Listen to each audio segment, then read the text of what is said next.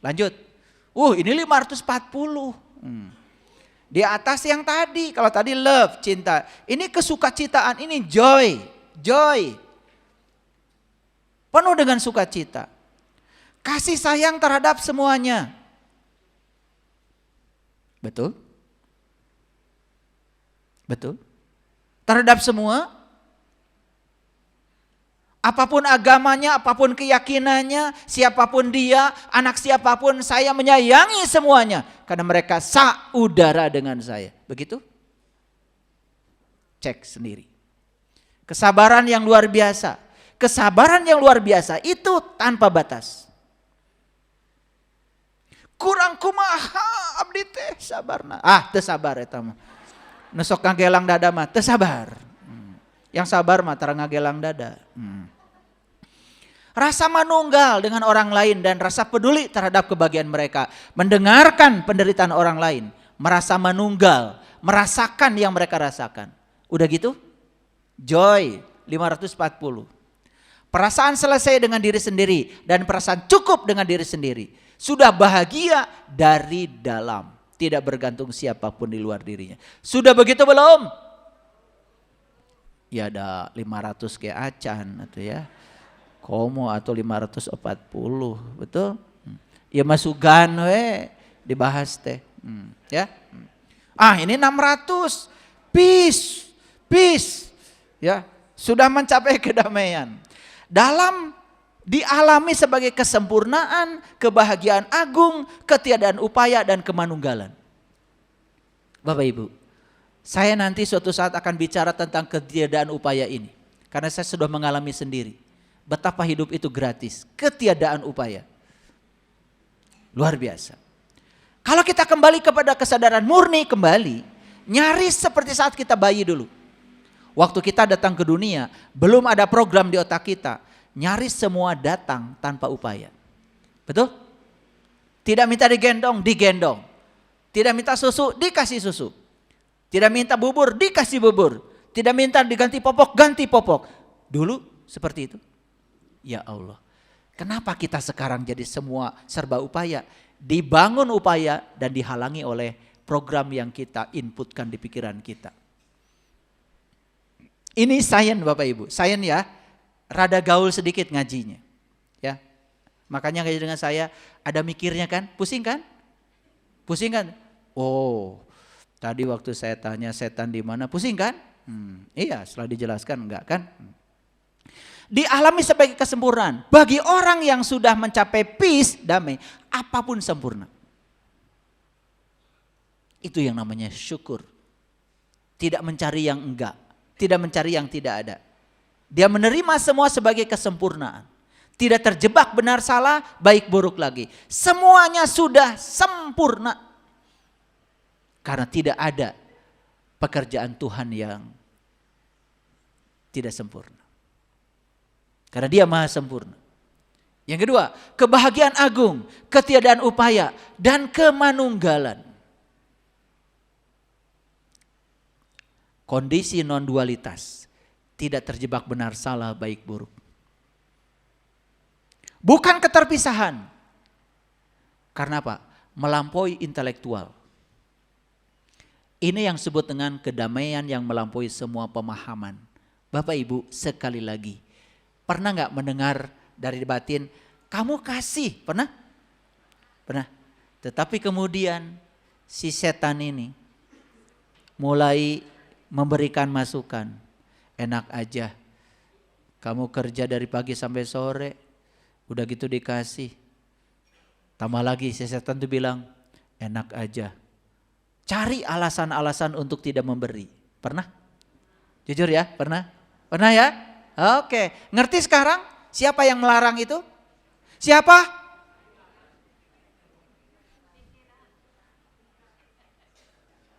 Ngerti ya? Luar biasa ya, si diri palsu ini ya. Oke, sering gak jadi kan berbuat kebaikan? Oke, itu karena belum bisa melampaui pemahaman. Oke, bagaimana kunci-kuncinya? Ini kunci-kunci detailnya. Tapi waktu kita tinggal sedikit lagi. 1. Latihan penerimaan. Latih untuk bisa menerima apapun apa adanya. Kenapa? Semua realitas kehidupan itu berubah. Kehidupan itu tidak pasti. Kehidupan itu kompleks. Jangan paksa kehidupan seperti yang pikiran mau. Latihan penerimaan ini adalah kunci. Menerima bukan berarti setuju. Awas. Menerima bukan berarti setuju. Sudah, ada kejadian walaupun tidak setuju, terima dulu. Bahwa kita tidak setuju, nanti diperbaiki pelan-pelan. Jangan dari awal sudah menolak kejadian itu. 2, tingkatkan kemampuan menyikapi segala sesuatu secara rasional. Kita dikasih akal, ya. Daripada menyalahkan, coba belajar memahami. Rasionya hidup. 3, fokus pada hal-hal yang bisa dikendalikan. Pikiran, perasaan, reaksi kita terhadap peristiwa, semua dalam kendali kita. Fokus ke situ. Orang lain, sekalipun itu dekat dengan kita, tidak bisa kita kendalikan. 4, harapkan yang terbaik, tapi antisipasi hal yang terburuk. Jadi jangan hanya siap menyiapkan yang terbaik saja, beri ruang seandainya yang terbaik yang kita inginkan itu tidak terjadi. Sudah ada ruangnya di sini, kita tidak akan pernah kehilangan kendali. Mengingat kematian yang kelima. Ingat, hidup kita pasti berakhir. Bukan soal apa yang akan kita bawa, tetapi pertanyaannya apa yang akan kamu tinggalkan dalam hidup. Kamu meninggalkan apa? Apa tidak ingin gitu meninggalkan karya? Ya. Bikin sesuatu yang monumental dalam hidup buat orang banyak. Masjid ini setelah saya bangun, langsung saya serahkan ke masyarakat. Silakan digunakan buat masyarakat. Waktu mau bangun masjid ini, saya berpikir masjid ini 1000 tahun saya sudah tidak ada, tetap harus ada. Nggak usah nanggung bikinnya. Kasih besi yang bagus. Buat publik jangan nanggung. Jangan perhitungan. Berkahnya luar biasa Bapak Ibu. Bikin yang monumental buat orang banyak. Karena sebaik-baiknya manusia yang berguna bagi manusia lain. Kenapa penerimaan ini penting? Ini menurut David Hawkins. Kalau kita sudah bisa menerima, itu nilainya sudah lumayan, 350. Kenapa? Energi ini bersifat tenang, santai, harmonis, fleksibel, bebas dari perlawanan batin. Menerima itu kita jadi fleksibel, jadi enak, santai. Nilai kita naik kan dari 200 tuh jadi 350. Hidup ini baik, aku dan kamu baik. Aku merasa terkoneksi. Jangan kita korbankan persaudaraan dan hubungan cuman karena masalah-masalah yang tidak penting. Apalagi urusan hanya menyangkut finansial. Menerima hidup sepenuhnya dan tidak lari dari masalah. Karena semakin lari dari masalah, masalahmu yang serupa akan datang berulang-ulang. Tidak menyalahkan orang lain. Tidak menyalahkan hidup. Bisa begini aja, 350. Kenapa tadi segala sesuatu harus rasional? Kita tanya David Hawkins. Kalau kita sudah punya penalaran dan tidak menyalahkan orang lain tapi memahami, berapa nilainya? Belajar memahami dan tidak menyalahkan, nilainya 400 Bapak Ibu. Dan ini yang membedakan manusia dengan binatang. Ada kemampuan untuk melihat hal-hal secara abstrak. Jadi melihat di baliknya kenapa ini terjadi. Melakukan konseptualisasi. Konseptualisasi membangun pengetahuan dalam diri. Bersikap objektif. Membuat keputusan yang cepat dan tepat. Terampil memecahkan masalah. Lihat ya, buah penalaran banyak. Sains, filsafat, kedokteran, ilmu logika, itu semua buah penalaran. Lanjut, itu baru 5 tadi. 6, menerima keadaan yang tidak bisa dirubah. Ibu, bapak, dengarkan saya. Tahu yang tidak bisa diubah? Tahu yang tidak bisa diubah? Apa? Apa? Masa lalu. Ya, sudah. Apapun yang sudah terjadi sedetik yang lalu, sudah itu masa lalu. Terima saja, itu tidak bisa diubah. Tetapi cara kita memandang masa lalu masih bisa diubah. Cara memandangnya. Karena itu cara reaksi itu ada kendali kita. Mengubah apa yang bisa dirubah. Nomor 7-nya, mengubah apa yang bisa dirubah. Tahu ibu, bapak, yang bisa dirubah apa? Apa? Yang bisa dirubah apa? Pikiran kita bisa dirubah? Perasaan kita bisa dirubah? Reaksi kita terhadap sesuatu bisa dirubah? Ubah itu. Kapan mengubahnya? Sekarang. Jangan dikit-dikit besok. Habis ini langsung berubah. Rubah semuanya. Rasakan kedamaian yang datang. Begitu pengendalian diri ini sudah terjadi, ketenangan dan kedamaian hidup datang tanpa diundang. Kok saya sekarang lebih tenang ya, tidur nyenyak. Vertigo hilang. Mual-mual di perut mulai sirna.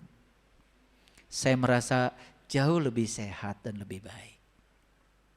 Coba. Surga itu ibu, bapak. Ya. Kendalikan emosi negatif. Reaksi kita terhadap situasi yang negatif, kendalikan. Syukuri segala sesuatu yang dimiliki saat ini. Bapak ibu, saya yakin tidak ada yang tidak kita miliki saat ini. Apapun itu, syukuri. Ya. Ya. Punya kaki walaupun sakit, syukuri. Boga sakit oge. Ini kakinya rematik, syukuri ya, syukuri. Sakit oge boga kene, ya. Paham ya? Ya. Telusuri itu rematik dari mana? Dari pikiran. Jangan gegabah membuat keputusan. Nih saya kasih tahu, Bapak Ibu kalau lagi marah, lagi kesal, jangan buat keputusan. Apalagi lagi berantem dengan pasangan, bikin keputusan, udah itu pasti keputusannya salah. Nanti kalau bikin keputusan, kalau udah tenang, ya. Nanti kalau sudah tenang, ya. Lagi marah jangan bikin keputusan apa-apa. Kalau udah tenang baru. Ya, enak ya ternyata tenang itu. Betul nggak? Udahlah kita teruskan aja. Kan itu keputusannya. Betul nggak? Iya. Udah tidur lagi bareng-bareng. Bodoh banget.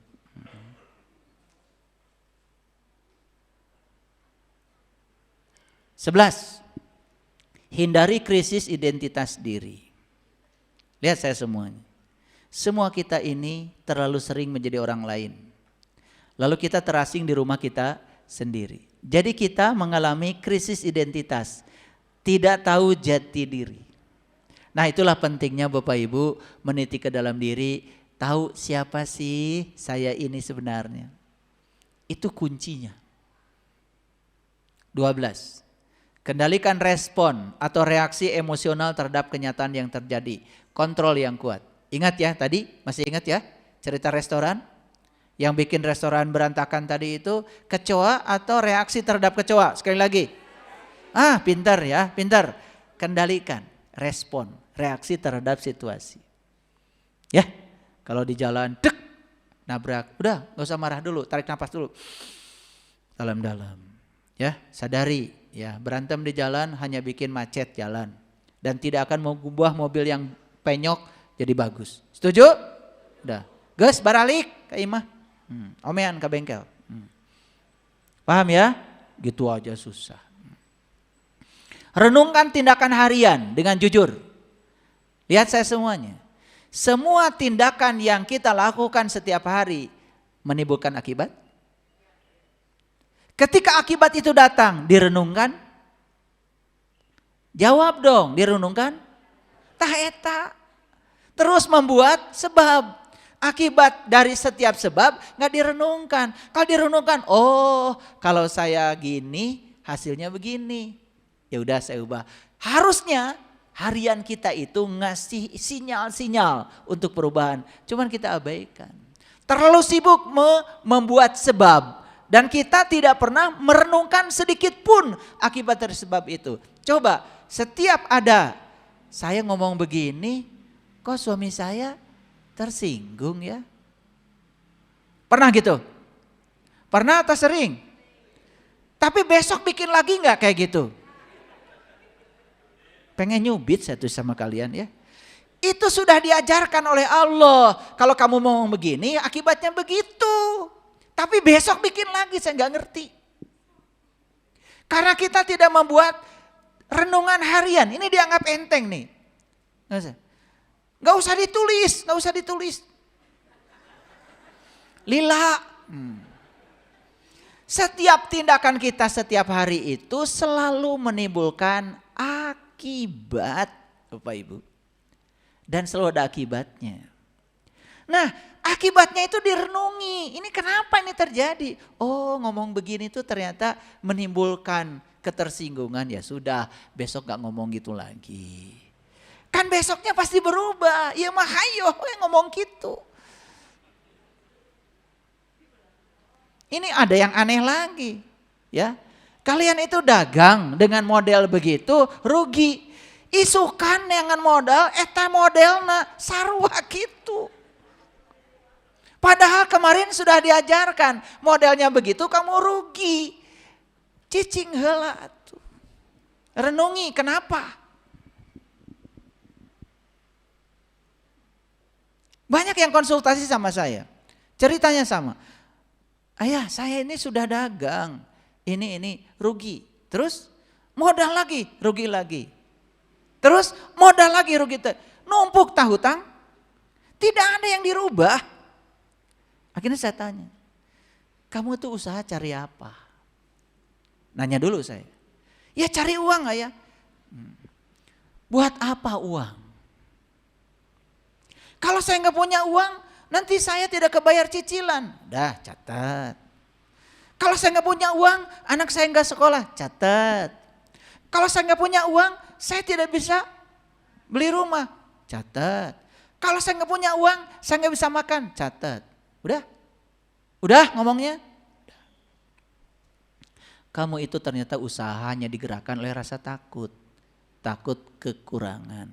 Makanya kamu menarik semua ketakutan-ketakutan baru. Itu menurut hukum tarik-menarik. Like attracts like. Yang serupa menarik yang serupa. Ngerti sekarang masalahnya? Oh, masalahnya saya. Kamu. Memangnya saya? Kamu. Bukan kita. Lalu solusinya gimana? Kan udah dikasih sama Allah lewat Rasulnya. Innamal a'malu biniat. Amal tergantung pada niat. Coba atuh usaha teh diniatkan. Saya jualan nasi ingin melayani orang-orang yang butuh makanan enak. Karena saya oleh Allah dikasih keahlian meramu resep yang enak. Ingin menjadi kepanjangan tangan Allah, menyampaikan cinta kasih Allah untuk menjamin orang-orang yang perlu makanan enak terlayani. Apakah dengan niat seperti itu kita tidak dapat uang? Bisa jadi malah uangnya jauh melampaui kalau niatnya sekedar mencari uang. Nih Bapak Ibu lihat saya semuanya. Begitu Bapak Ibu mencari uang, Rasulullah mengatakan, siapa yang mengejar dunia, dia tidak akan dapat dunia dan Allah. Tetapi siapa yang mengejar Allah, dia dapat dua-duanya. Coba sekarang kejar Allah. Gimana caranya? Niatkan bahwa saya melakukan bisnis apapun karena saya sedang dipakai kepanjangan tangan Allah untuk melayani orang-orang yang butuh cinta kasih Allah. Duit pasti dapat. Bedanya apa? Yang satu mengejar uang, yang satu dikejar uang. Mau yang mana? Ta nungudag-ngudag duit teh tung-tung nama rugi wae.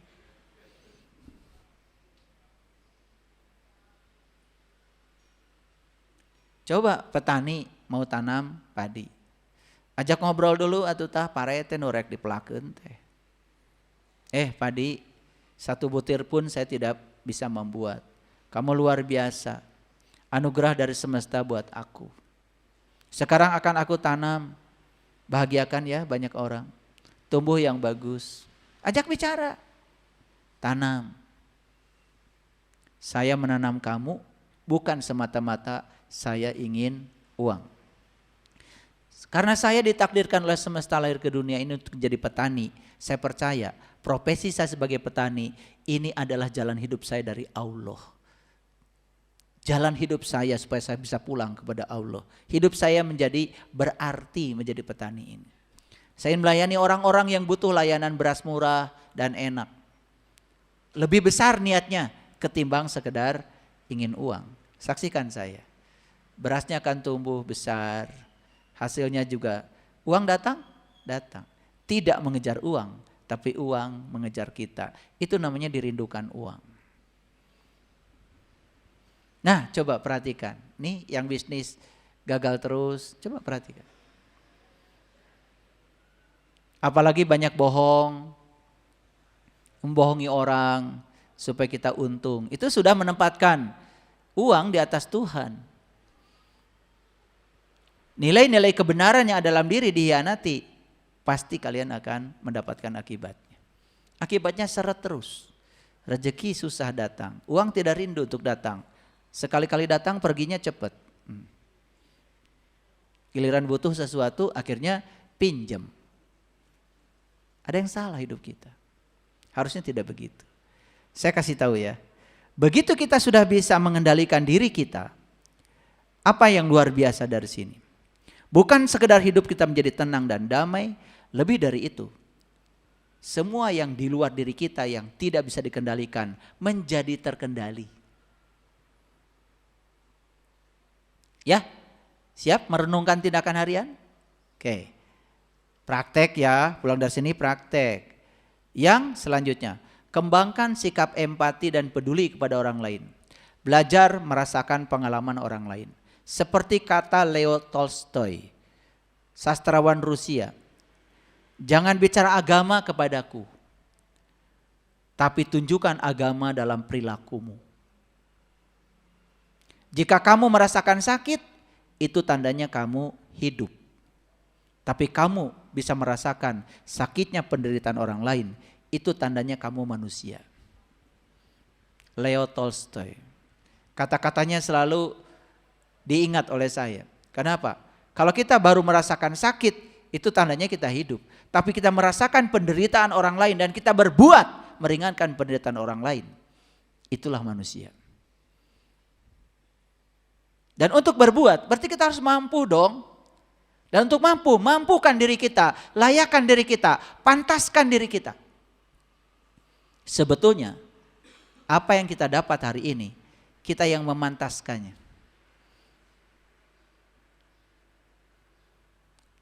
Sering saya mendengarkan ucapan-ucapan, saya ini orang kecil, saya ini orang susah, saya ini sengsara, itu doa. Bahkan di antara kita mungkin ada yang pernah mengucapkan kalimat-kalimat itu secara tidak sengaja. Atau ingin mendapatkan belas kasihan dari orang lain. Ingat, pikiranmu, perasaanmu dan kata-katamu adalah doa yang sebenar. Dan yang terakhir, fokus pada hal-hal yang bermakna. Sekiranya yang dibicarakan itu hanya sesuatu yang menguras energi kita, udah tinggalkan. Lebih bagus diam. Ya, saya bicara itu kalau di sini aja. Kalau di rumah bagian istri saya. Itu istri saya. Di rumah saya nggak pernah ceramah lagi. Bagian Bunda Tati aja di rumah. Karena saya udah selesai di sini udah. Udah lebih dari 6.000 kata. Jadi saya udah sehat. Di rumah tinggal Bunda Tati ya karena masih butuh 26.000 kata sehari. Jadi bagian istri saya. Itu kan enak kalau bagi tugas ya. Saya bagian bicara di luar, Bunda Tatia bagian di rumah. Di rumah saya mendengar aja. Karena ternyata perempuan tuh kalau didengar itu sudah solusi. Saya jarang, silakan tanya tuh saksinya. Ada Bunda Tatia di rumah. Jadi di rumah bagian anak saya, istri saya yang bicara. Saya diam aja di rumah. Karena sudah selesai saya di sini. Udah sehat saya bicara gini aja. Ya. Jadi kalian nih yang sebelah sini ya. Coba cari tempat di luar untuk bicara ya. Supaya kalian pulang ke rumah udah tinggal istri, ya. Istri kita perlu bicara 26.000 kata sehari, ya. Kalau enggak nanti bahaya itu, bisa stres. Ya, udah di rumah kalian nggak usah bicara lagi, ya. Paham ya? Udah teriak-teriak di kolam di mana gitu ya. Bapak Ibu senang sekali, ya. Judul kita udah tersampaikan. Pengendalian diri adalah kunci, ya, ketenangan hidup dan kebahagiaan hidup. Silakan dipraktekkan, saya jamin. Dengan praktek yang semacam ini dalam kehidup, kita bisa merasakan perubahan kehidupan kita menjadi jauh lebih baik. Ya, terima kasih. Assalamualaikum warahmatullahi wabarakatuh.